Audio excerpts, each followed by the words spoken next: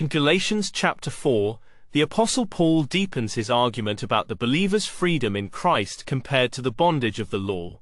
He uses the metaphor of a child and an heir to illustrate the transition from slavery to sonship.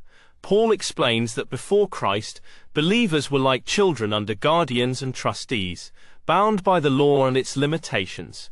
However, through faith in Jesus, they become heirs and sons of God, no longer under the law's supervision, but fully embraced as God's children. Paul also addresses the Galatians' concern that they might have reverted to their old ways by trying to follow the law again.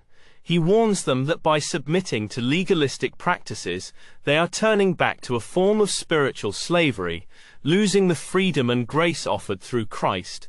Paul's personal tone in this chapter shows his deep concern and love for the Galatians, urging them to remember the joy and freedom they first received when they accepted the gospel.